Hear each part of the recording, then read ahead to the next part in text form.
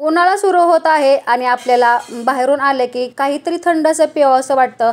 तर अजून वेगवेगळ्या प्रकारचे असे पेयक आपण तयार करू शकतो. तर आज मी तुमच्यासोबत अशी एक रेसिपी शेअर करणार आहे, जे की तुमच्या शरीराला थंडावा देईल आणि उन्हातून जेव्हा तुम्ही बाहेर येईल पटकन असं करून तुम्हाला पेता येईल.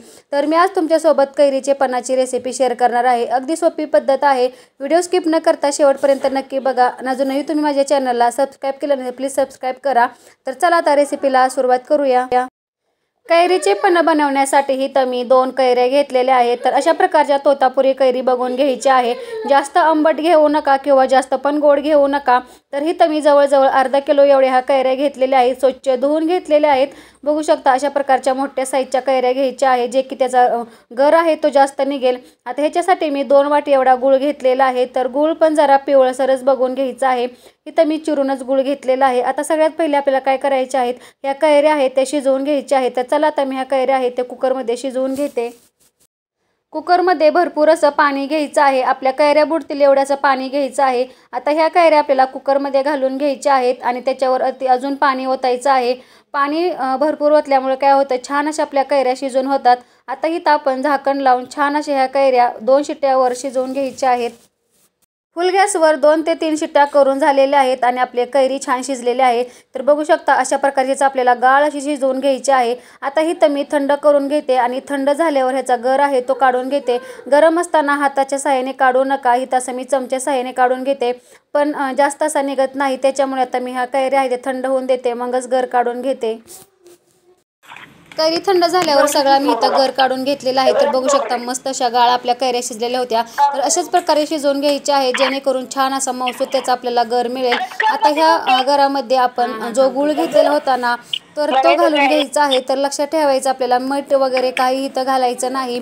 आता इथं मी ह्याच गरामध्ये गूळ घालून घेते. त्याच्या आधी इथं मी असे चाळण घेतलेलं आहे, जी पूर्णाची चाळण असते ना, त्याच्यामध्ये आपल्याला हा गर आहे तो घालून घ्यायचा आहे. आवश्यकता नसेल तर तुम्ही डायरेक्टली त्याच्यात किसून घेतलेला गूळ घालू शकता. पण कधी कधी काय होतं, ज्या रेषेस असतात ना कैरीमध्ये, ते काढण्यासाठी आपल्याला चाळून घ्यायची गरज असते. त्याच्यामुळे इथं आता मी जो 2 वाटी गूळ घेतलेला होता ना, तो त्याच्यामध्ये मिक्स करून घेणार आहे आणि चमच्याच्या साहाय्याने छान असं मिक्स करून गाळणीने छान असा आता मी हा गर आहे ना तो गाळून घेते. तर अशा प्रकारे इथं मी सगळा गूळ मिक्स करून घेतलेला आहे. आता ह्याच्यामध्येच मी अर्धा चमचे एवढी वेलची पूड घालणार आहे. तुम्हाला आवडत नसेल तर तुम्ही स्किप करू शकता, पण वेलची पूड घातल्यामुळे अजून छान अशी टेस्ट येते. आता इथं हे छान मिक्स करून घ्यायचं आहे. गुळाच्या ऐवजी तुम्ही साखरसुद्धा वापरू शकता, पण साखरेची टेस्ट पाहिजे तशी येत नाही. त्याच्यामुळे शक्य असेल तर गूळच घाला. निम्मी साखर आणि निम्मा गूळ घातला तरी चालेल. तर बघू शकता अशा प्रकारे मऊसूत असं इथं गर त्याचा पडत आहे. तर चला मी सगळा असाच गाळून घेते. इथं बघू शकता अशा प्रकारे सगळा मी गर आहे तो गाळून घेतलेला आहे आणि किती स्मूथ असा झालेला आहे. मस्त असं त्याचं टेक्स्चर झालेलं आहे. तुम्ही तर व्हिडिओमध्ये बघतच आहात. छानच झालेला आहे आणि टेस्ट पण अप्रतिम लागते. आता इथं आपल्याला हा स्टोअर कसा करून ठेवायचा, तर हा जो कैरीचा गर आहे ना, तर तो आपण एका काचेच्या भरणीमध्ये किंवा कुठल्या पण स्टीलच्या भांड्यात तुम्ही स्टोअर करून ठेवायचं आहे. तर आता ह्याच्यातच मी 2 टेबलस्पून एवढी साखर घालणार आहे. तर जास्त घालू नका. इथं मी 2च टेबलस्पून घेतले नाही. साखर घातल्यामुळे काय होतं, छान असं आपल्या पन्ह्याला गोडवा येतो. त्याच्यामुळे 2च टेबलस्पून घालायची आहे. आता ही साखर पण आपल्याला छान अशी मिक्स करून घ्यायची आहे. तर बघू शकता अशा प्रकारे छान असं त्याचं टेक्स्चर झालेलं आहे. आता ह्याचं पन्ह कसं बनवायचं, तर चला आता आपण पन्ह बनवायला घेऊया. पन्ह बनवण्यासाठी इथं मी 2 ग्लास घेतलेले आहेत. आता एका ग्लासमध्ये आपल्याला 2 टेबलस्पून एवढा हा जो कैरीचा गर आहे तो घालून घ्यायचा आहे. 2 टेबलस्पून घालायचा आहे एका ग्लासला, जेणेकरून छान अशी टेस्ट येते. तर कमी घालू नका किंवा जास्त पण घालू नका. इथं आता मी दोन्ही ग्लासमध्ये 2-2 टेबलस्पून एवढं हे जे मिश्रण आहे ते घालून घेत आहे. आता ह्याच्यामध्येच आपल्याला पाणी घालायचं आहे. इथं थंड किंवा तुम्ही नॉर्मलसुद्धा पाणी घालू शकता. इथं तुमच्याकडे आईसक्यूब असेल तर तुम्ही आईसक्यूबसुद्धा घालू शकता. पण सध्या आता माझ्याकडे आईसक्यूब नाही, त्याच्यामुळे मी नॉर्मलच आपलं हे जे पाणी आहे ते घालून घेतलेलं आहे. आता ह्याच्यात आपल्याला चवीनुसार थोडंसं मीठ घालायचं आहे.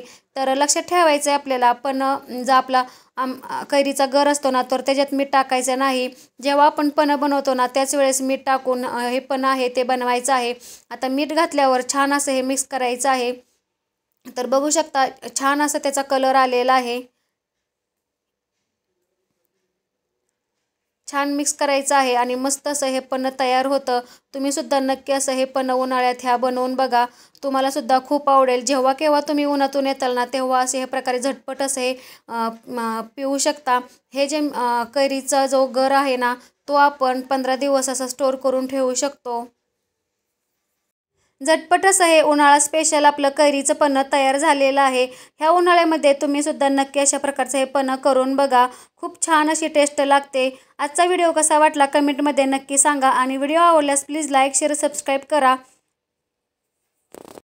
तर चला आता नेक्स्ट व्हिडिओमध्ये भेटूया. तोपर्यंत धन्यवाद.